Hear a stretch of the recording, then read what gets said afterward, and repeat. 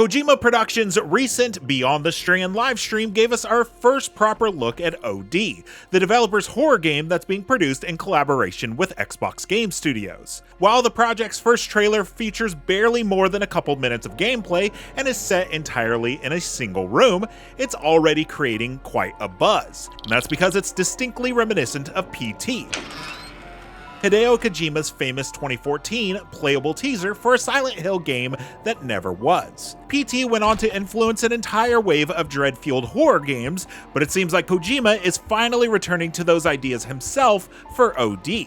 While there's no suggestion that OD and PT are directly related, it's already clear that this new Xbox-exclusive horror is reusing and reinterpreting many of the themes, motifs, and designs that were established in the Silent Hills teaser. From ominous knocking to terrifying babies, let's explore the significant connecting threads between these two projects.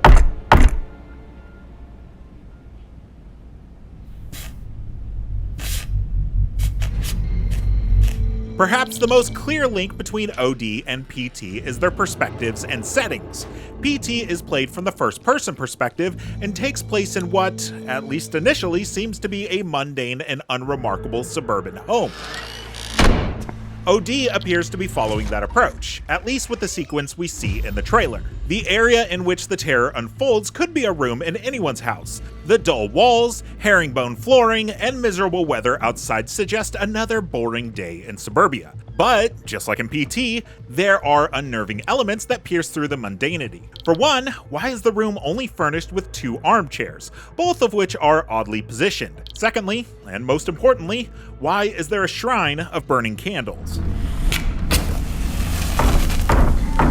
PT earned widespread acclaim because it approached horror in a way largely unseen in video games prior. While its first-person perspective and complete lack of combat may well have been influenced by 2010's Amnesia: The Dark Descent, PT went several steps further and avoided any sense of traditional video game enemies. Instead, your foe was the environment itself. An endlessly looping corridor that holds you hostage until you can solve its many mysteries. With no tools provided aside from a simple flashlight, these puzzles were cracked through the use of simple observation. Find the right clues, and the house would morph on your next loop, slowly revealing the disturbing components that piece together to tell the story of a murdered family. While there's no suggestion that OD will feature any kind of looping hallway, it does appear to take a similar approach when it comes to puzzles. The trailer opens with the protagonist, played by Sophia Lillis of It and Dungeons & Dragons Honor Among Thieves fame, being told to light the fires to celebrate their redacted. She then proceeds to light a number of candles using a box of matches, with each new flame causing changes in the environment. Perhaps the most obvious and immediately scary element of this puzzle is its use of crying infants. As Lilith lights a baby-shaped candle, the shrieks of a crying newborn immediately fill the room, causing her to flinch and drop the match. Kojima, of course, has a famous connection to babies via Death Stranding, in which bridge babies are used to detect spirits. However, PT also prominently featured crying babies, as well as a more horrifying image of a mutated, bloody fetus laying in a bathroom wash basin. The trailer does nothing to explain how babies are related to OD's story, but it's clear that Kojima is once again turning to the chilling sound of a distressed infant to give you goosebumps. While the baby's cries are certainly disturbing, the more ominous noise is the constant knocking that becomes increasingly louder and more frantic as the trailer progresses. This will clearly be a significant element as revealed as part of the Beyond the Strand livestream. OD is subtitled Knock. I'm really afraid of big knock sounds, explained Kojima, and once again we can see that expressed in PT. Since the entire game takes place in a corridor, the environment is naturally filled with doors, and creepy knocking echoes through the hallway as you complete loop after loop.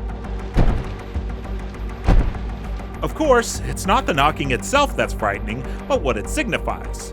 Someone, or something, that wants to get inside.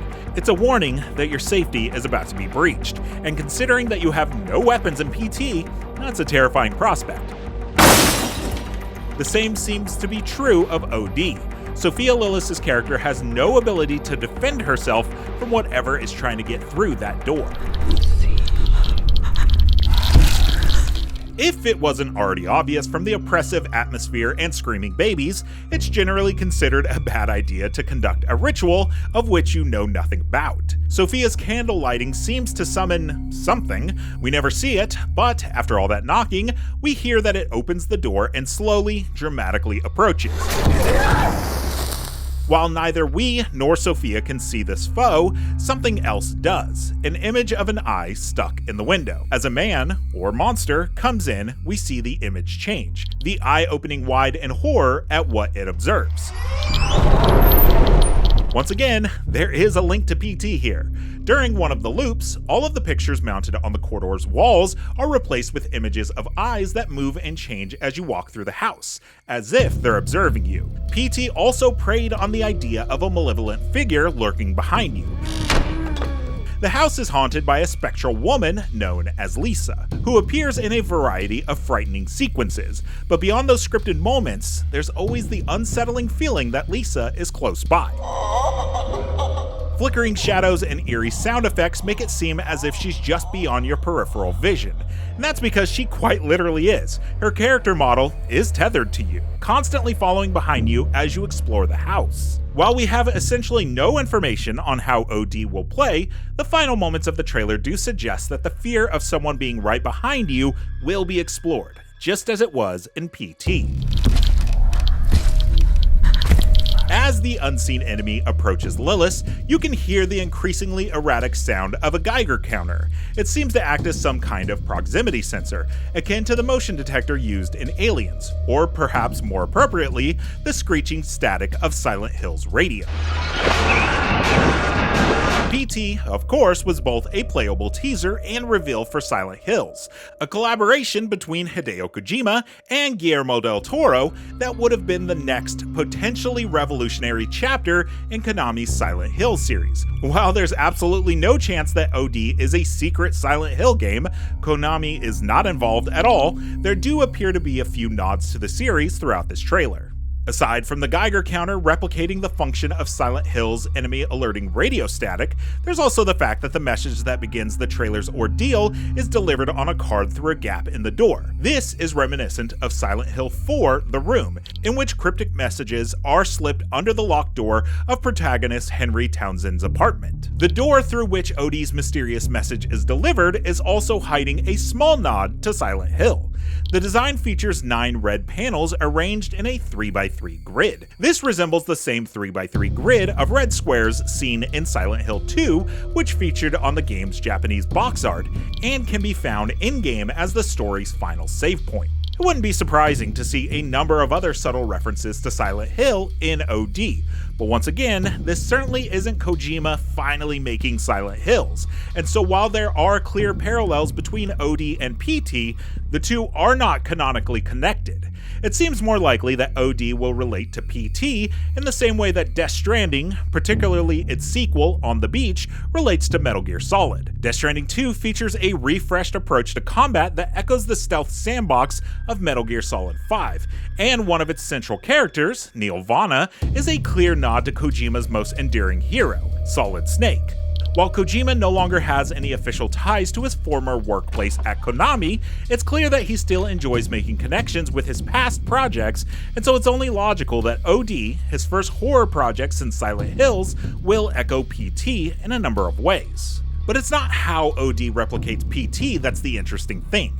The more exciting prospect is how it will build on PT's successes, and so now we look forward to learning much more about the project. After all, we know so little about it. We do know that Get Out and Nope director Jordan Peele is involved, but that he's working on a separate OD experience, one that will replace the Knock subtitle with a different kind of fear. So, is this an anthology of games, each one exploring unique phobias, or will OD be a collection of different media, breaking boundaries between games and films? PT reimagined the shape of horror over a decade ago, so of course, we're more than ready to see Kojima do it all over again. For more on the Beyond the Strand live stream and of course everything else video games, stick with IGN.